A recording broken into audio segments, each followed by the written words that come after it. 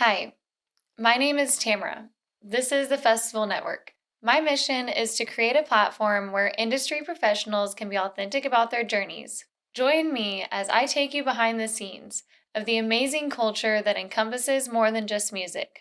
Thanks for watching. I hope you have a great day.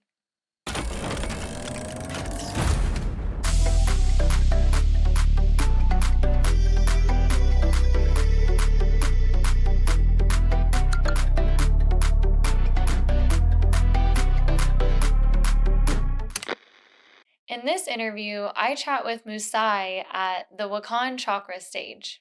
Mousai is a humble, self-taught bass music producer and DJ. Not only does he create incredible bass music, he is one of the nicest and most relaxed individuals I've had the pleasure of meeting.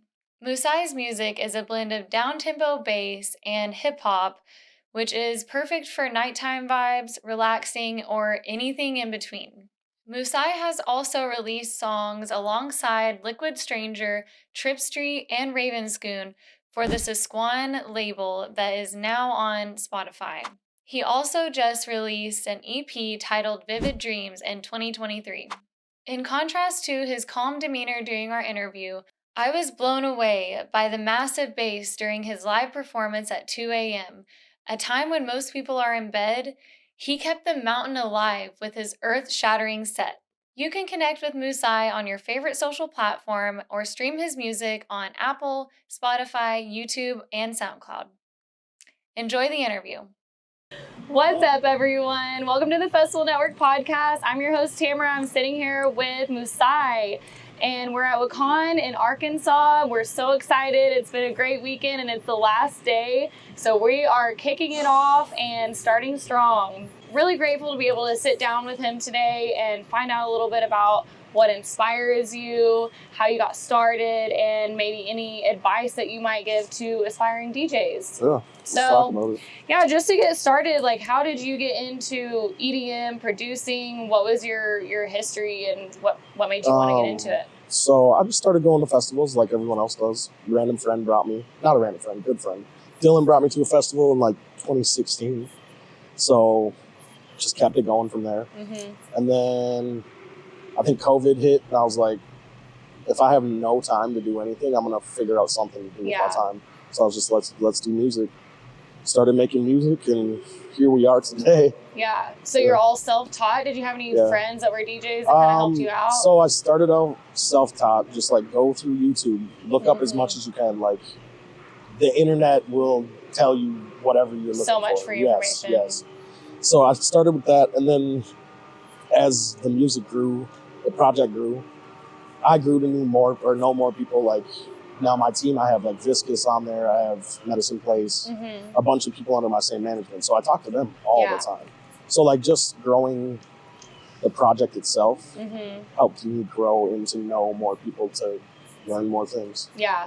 That's awesome. Yeah. What would you say keeps you going, keeps you inspired and not, being overwhelmed or giving up? Being able to come and do stuff like this. Like, this is the goal. When, like, if you take it seriously, you want to make music and you want to actually come and do this stuff, this is the goal. And just, like, be able to meet new people like yourself, meet the people that are all here. Yeah. And we all share that same passion. So it's like, we come here to do that. That's why I love it so much. That's why I decided to also pursue a career in the festival industry, because it's such a welcoming and loving place to be. And I feel like as an EDM producer or anyone in the festival industry, you build bonds with people that you don't know through music. Yeah. And it's really special. Yeah. It's special, and it feels easy. Easy. So easy. Is there anything that you do like for your mental health? Meditation or any... I think making music is one of the biggest things that helps with my mental health. Like being able to sit down and focus on one thing like that and not think about your daily stresses. Yeah. Like you're focused on what you're doing right now and trying to create something and maybe putting those emotions into that music. Right. And that's a big way to do it for me. Right. Or has helped. Yeah, I agree. I feel like I get lost in music as well. Like I have certain types of music that I have to listen to certain times of the day, like my morning time when I'm drinking my coffee. I have this certain vibe I want to set. How did you decide on producing bass and dubstep? Like, was that just your favorite genre to listen to, or? I listen to hip hop and R&B more than anything. So it's like I create vibey, down tempo songs that kind of pull from that type of realm, like the R&B or like soulful music. Yeah. So I like to feel emotion through the music. So, yeah. But then bass music itself, you straight up feel that, like bass music. So why would you not The put vibration. the two? Yeah, why would you not put the two together? You know? So it's kind of where I pulled it from. That's always been one of my favorite things about EDM is the combination of genres and influences across the world. Like, you can have any style combined into EDM, put your own little twist on it, and then people can hear those different cultural influences within your music. Yeah, definitely. Have you traveled outside of the country or been anywhere that you feel like inspired? Not outside of the country yet. We've been doing a lot of good out-of-state shows and stuff like that. So like Oklahoma, Denver. Yeah. I'm from Minnesota, so Minneapolis. Lots of festival plays. I played Dance Fest. Oh, yeah. But just around the country. But that's in a short period of like 3 years. So it's all That's awesome, honestly. Yeah. Like how fast you've been able to grow. Yeah, it's been quick. Quick. Has it been overwhelming getting kind of big fast? Kinda. I wouldn't say it's overwhelming. It's because I enjoy doing it all, and it feels very good to know like I put a lot of work into making music. Yeah. And then you see the result. Yeah, to see the results is very humbling. Very humbling. But like, I don't think it's overwhelming too much. It can be. That's good. I mean, day of, I always have anxiety. Yeah. And when I go to stand up there and play, anxious. But you always get the jitters. Oh yeah. But the first 10 minutes, after the first 10 minutes, and I know what I'm doing up there. Like I own CDJs. I made sure that I'm practiced and well polished. So. Yeah, you have all the equipment to practice and learn on before you perform, and I think that's super important. Do you have a really cool studio set up, or do you go and? I have a home studio that I've built over the last 3 years. About when I bought my house in Coon Rapids, I started doing it before in my apartment, just like in my bedroom. Yeah. Like on random things that I bought, I was like, "That's cool. I'll make music with that." Right? Yeah. Like MPCs and like hip hop, old hip hop production stuff. Okay. But then I moved to my house and I was just like, if I'm gonna make a studio, I might as well build a whole room. Okay. So now I got like big monitor, big TV in there, speakers, subs, whatever you need. Lights and the it's a mood. It's a mood wall, sound foam. Oh yeah. I got like sound protection and stuff like that. Yeah. All that stuff. I can't soundproof it because soundproofing it takes a lot of money. But I agree. I know with my podcast too, I'm trying to figure out if I want to actually build out a studio. Sound treatment works well. You can use good sound treatment like foam and stuff. It'll be all right. Just no reverb. What's your process for making your songs? I know it's probably really long. Very random. It's very random. Like I could start with just a beat that I made with just a drum rack or something, or like, So do you go to the samples, or do you actually record your own? Yeah, I'll go through. I'll take a kick drum, take a snare, and make my hi hats. Put it out, and then sample. Like if I use a sample, if I hear a sample that I really like, I'll use it right away. But I'm gonna make it my own. You know what I mean? Yeah. Change it a bit. Do something. Yeah. Put something on it. Put some sauce on there. And then otherwise, like my bass noises, I use a lot of Vital Serum. Like things to make weird wubs. Yeah. I love that. Any weird synths like that. Yeah. It's honestly like, it's so cool how you can layer so many sounds. Oh yeah. So when you're listening to a song, for me, I usually try to pick out like one sound that I just like really vibe with. And so I feel like everyone's always vibing to like something different in the song, but the whole song is really cool. Right. But someone will pick out that one part they really like. Yeah. I feel the same way about that. I'll hear certain things in songs I'm like, that other people might not hear. Yeah, and I'm like, that's the part. What would you say your who you look up to most in the EDM industry that you have been inspired by? Artists or like people that are just in the industry? In general. Let's go. I'm gonna do both. I would say as like people that are doing things for the EDM community and like making or doing Liquid Stranger, obviously. Yeah. Loper, the whole team, Chloe and all them. They're huge. I look up to them big time. Yeah. Because killing it, Yeah. doing very well, and they're doing it for the right reasons. Yeah. And then like musically, it was like Charles the First. Oh. It's like my biggest inspiration, Yeah. probably. And then Liquid Stranger, all his down-tempo music really hits for me. It's something different. You can feel it. You know what I mean? And then like Closey is up there. Love Closey. It'd be like, I look up to all these people that make music at this festival. It's cool to be here with. Yeah, you can't really narrow it down to one person. Because everyone's doing it together. You know what I mean? So it's like it feels like a team effort. Yeah. Especially to have stuff like this. Yeah, for sure. Are there any DJs that you would love to do collaborations with in the future? Plenty of them.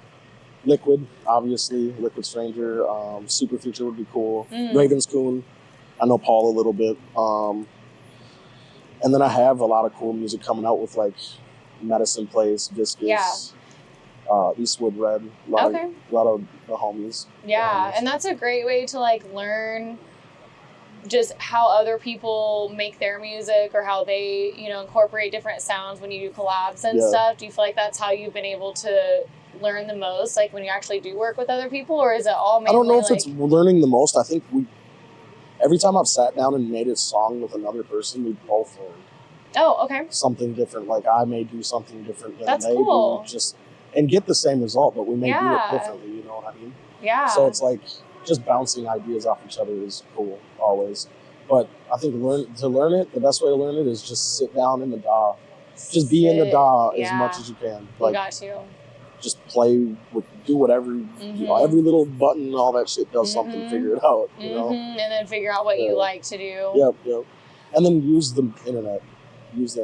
Yeah. Or go to school for it if you really love it. Like, go to school for it. I would love to go to, like, Icon or something like that, But, I mean, it's working so far. Yeah. No, I mean, whatever you're doing, keep doing it because it's great. So I'm really excited. I hope we actually stay until 2. We have to stay until 2 to see your set tonight. I'd appreciate it. What would you say, like any advice that you would give someone trying to become a DJ or producer or break into the scene? Yeah. Words of wisdom. I would say take your time and don't be so critical of your own work. It's all art. Like the perspective is different. Like someone might hear it differently than me, and you may like it or may not. Yeah. Like, don't be afraid to put your art out. I feel like that holds a lot of people back. I agree. I think that they get self-conscious, which is, I get it. Yeah. I fully understand it, but like, what's the worst that can happen? Someone's gonna be like, I didn't like that. The next person might love it. We fear rejection.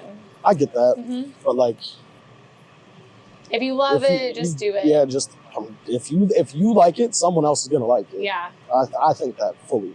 Yeah. Can you tell me a little bit about how you came up with your name and your logo? Yeah. So Mousai is it's Greek. It's like Greek mythology. So it's a group of female goddesses that all represented a different piece of art. So like some of it would be art, some is astrology, some is like poetry, some is music in general. So I kind of just fed off that name, and I was like, that's cool. And I pull a lot of different ways with my music, so I felt like I was pulling from maybe different parts of that. That's so cool. Yeah. So then the logo, did you design it on your own? The harp came up with me and Scotty, my manager. And I was like, I have a U in my name. And like a Greek lyre or something like that would probably look cooler, you know what I mean? So I was like, we'll run with that. And then we sent it to Drop Texture, the idea. And he was like, yeah, let me see what we can do. Yeah. First time he sent it back to me, I was like, yeah, that's it. Hell yeah. That's so cool. I honestly feel like coming up with a unique logo and design can be really challenging and something that is meaningful to you too, instead of just like, well, it needs to be able to be like commercial and like noticeable and you know, I think you want to stand out a little bit. I think another thing is like, don't force it. If you see it and you like it right away, just be like, pull the trigger. Yeah. You know what I mean? And don't overthink it. Yeah, exactly. The same with the music. I do the same thing with that. I'm like, if I sit here and spend another 14 hours on it, is it going to be that much better than what it is right now? You know what I mean? So just pull the trigger when you feel the time's right. Right. Yeah. What are your goals for the next 5 years for your career? I want to play Forest. Yes. I'd love to play Forest and Red Rocks. Those are like 2 big goals of mine. want to hit this main stage. Yeah. Wakan main stage would be sick. Next year, you got it. Yeah, I'll look forward to it. We'll see. We'll see. Yeah, just getting more into the festival scene, and then obviously a tour would be cool, even if it's like support for someone else. Get on tour with them. Okay. And just be able to spread the project amongst the country. Yeah. And think about bigger things after I hit those goals. Yeah.